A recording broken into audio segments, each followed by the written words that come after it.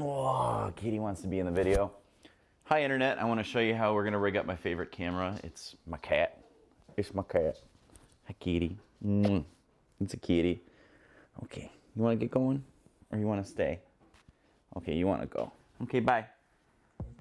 Hi Internet, we're still here on lockdown in Michigan, so I decided I wanted to make a video on how I rig up my favorite camera, which is this Ursa Mini Pro G2. So I bought this camera back in June of 2019, right before it actually came out publicly, and we've been using it for commercial shoots as well as a lot of event shooting.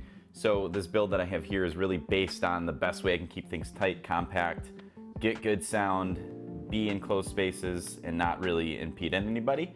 It's been used pretty heavily. We got some marks and stuff over here, but I'm going to show you piece by piece what I prefer on my rig to make this easy. A lot of people have been asking me what parts do I use, and because essentially when you get this camera, you only get this portion right here. You don't even get a battery plate. So the only way to use it out of the box is an AC power cord. So the first thing that I got here is this gold mount power plate. So I prefer the gold mounts just because they're a little bit more durable. I use two of these Anton Bauer 150 watt-hour batteries, which just slide them right on the back.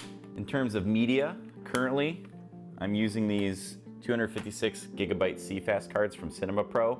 At first I was using the Samsung T5s because I use them on my Blackmagic Pocket 4K, but the issue with mounting them on here is the USB-C port is right here, so I have to run a cable to somewhere, and it was having to go over the camera and get mounted on this Smallrig Cheeseplate, and it wasn't really working out.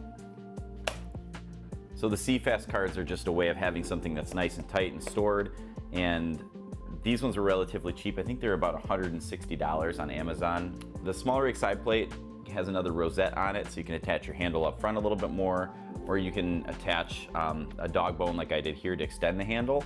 And so what that does for me is it gave me a little bit more clearance if I wanted to use the T5 on the side and still use a handle. So I keep the handle like this while I'm holding the camera. It keeps it a little bit further away from the body. It feels a little bit nicer than having everything jammed up right here. It's nice too because if I have it on my shoulder, I can put a longer dog bone on there. So up top here we have a Smallrig top handle. Its title has something about a D-ring, but I'll put the actual link in the description. And what I have attached to that is I have a 6-inch Smallrig 15mm rod, and then I have a microphone clamp attached to that, and it has a little bit of a rubber foot for some shock mount capabilities. And then I have a shock microphone attached to that, running to an XLR cable into the back, and this is what I use for all my scratch audio or live audio. And I use the Atomos Shinobi, the SDI version on top, because this camera does not have an HDMI out, so you have to use the SDI. I like this monitor because I can use HDMI cables on the Pocket 4K or on an A7 III or anything else, but I also use it for this camera. Now, I have a Smallrig articulating arm on here. I don't think it's the best option. It's just kind of clunky, and it makes it so I can't really hold the top of the top handle effectively. So usually I'll try to lay it as flush as I can. I should just get a little ball head for the monitor and it'd be much easier. What's nice about this top handle is I can take it, I can disconnect the XLR cable, unlock this, and slide the whole unit off. And if I don't want any of this on there, it's good. So I can just pack it down, throw it in my bag, or just not use it. Very easy to slide on with these rails here. And then you lock it down, good to go.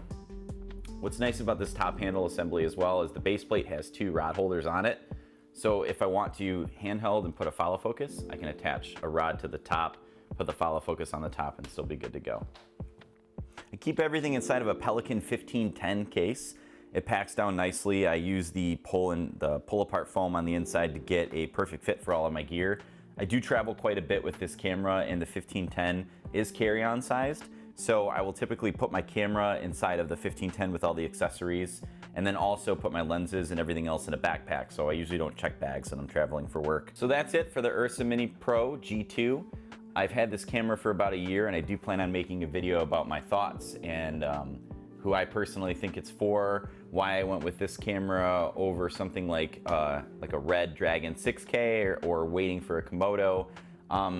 If you have any questions about what you'd like me to compare this to or to test on this thing, let me know in the comments so I can then use those to test and give you some proper feedback from the community. I hope this answered what you were looking for and give you a little bit of tips on how I rig my G2. Thanks. See the kitty?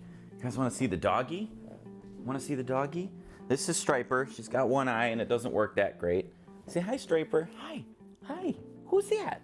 Who's that? Oh. Who is it? Get him. Get him. All right, you want to go? Do you want to go? You want to run the camera? Say hi. Say hi, Internet. Okay. Bye, Striper. Ah! See you later. Oof. Okay.